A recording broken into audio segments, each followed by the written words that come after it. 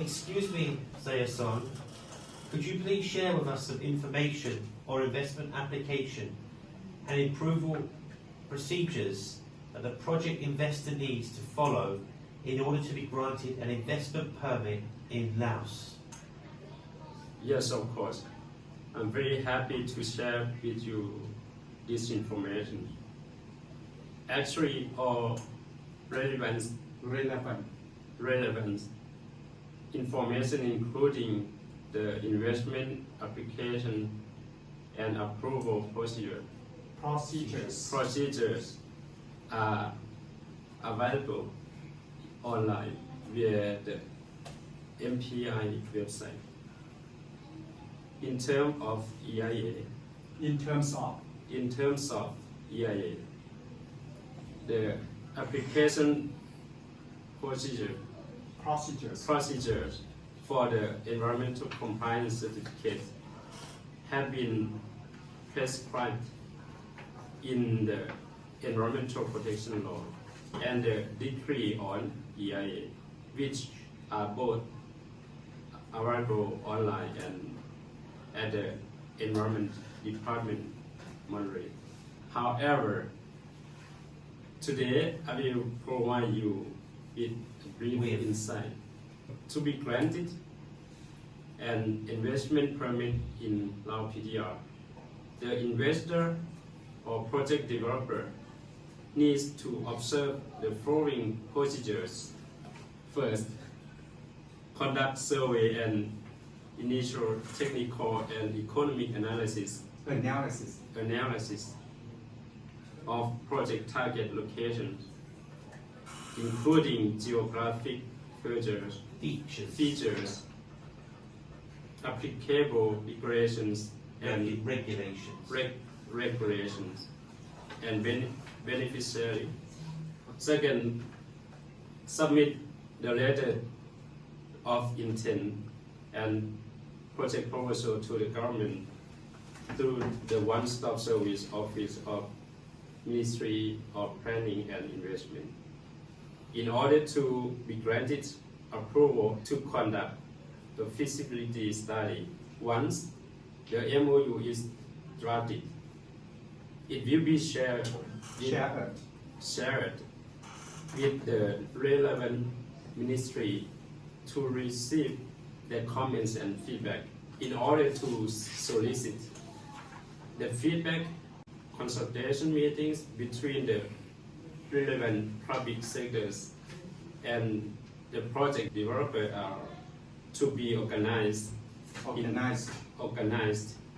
in order to discuss and negotiate terms that are to be defined by the MOU. Once the terms are defined in the MOU and are agreed upon by both the public agencies and developer, the MOU is to be reported to the Prime Minister for further approval. Then the Prime Minister's office will issue an official letter to give approval to the MPI to sign the MOU with developer. Fourth, once MOU has been signed, the project developers shall observe all terms specified by the MOU. Specified in the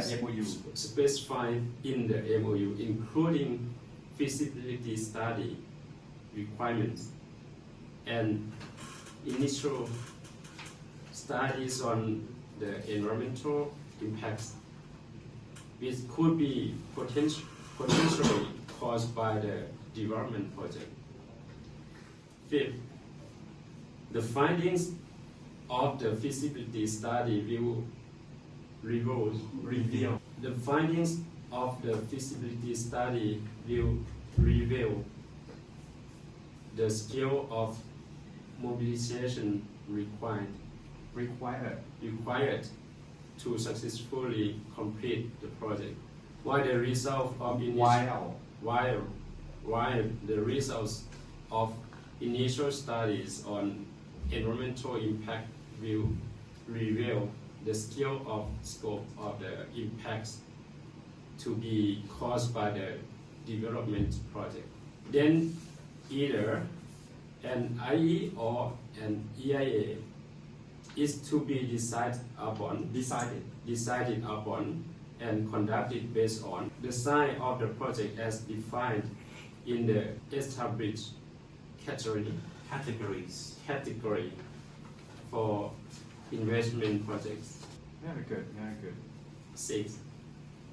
Once the developer knows that either an IE or an EIA is required for its development project, the developer is to hire an environmental consulting company to study and conduct an IE or an EIA on behalf of the project.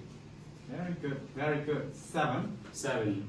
In cases where an IEE is needed, the environmental consulting company which has been hired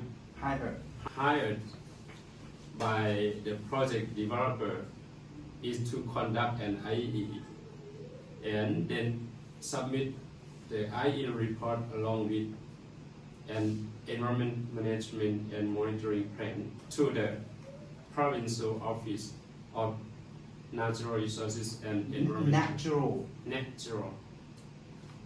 For the natural resources and environment for further approval in order to be granted an environmental compliance certificate. Good. 8. In cases where an EIA is needed, the environmental consulting company which has been hired by the project developer is to submit in terms of reference, which include the scope of the work, a table of contents of the EIA and EMMP to the Department of Environment, the Ministry of Natural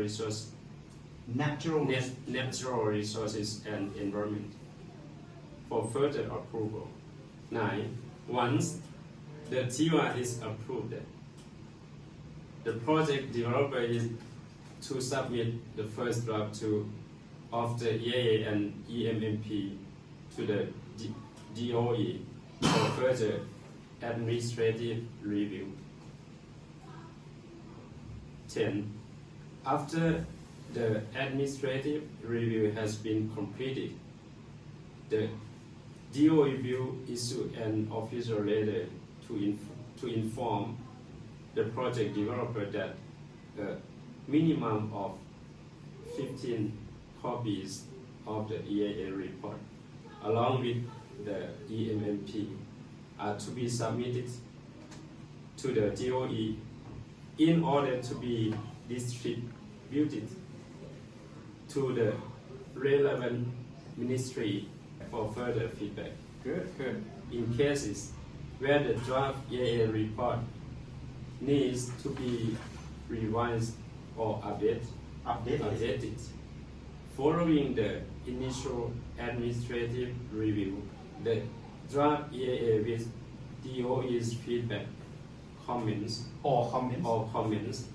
is to be sent back to the developer for further improvement within 120 days. 11. In order to solicit feedbacks, consultation meetings between the relevant public sectors and the project developer are to be organized on 2 separate occasions in order to discuss and agree upon the contents of EIA, of the EIA report and EMMP. Lastly, once the EIA report and EMMP have been agreed upon and completed, The DOE will submit the completed EAA report and EMMP to the Minister of Monterey for further approval on the issuing of the ECC. Wow, that's really interesting and helpful. Thank you very much for sharing this information. You're welcome. Please feel free to let me know anything I can help you with in the future. All right.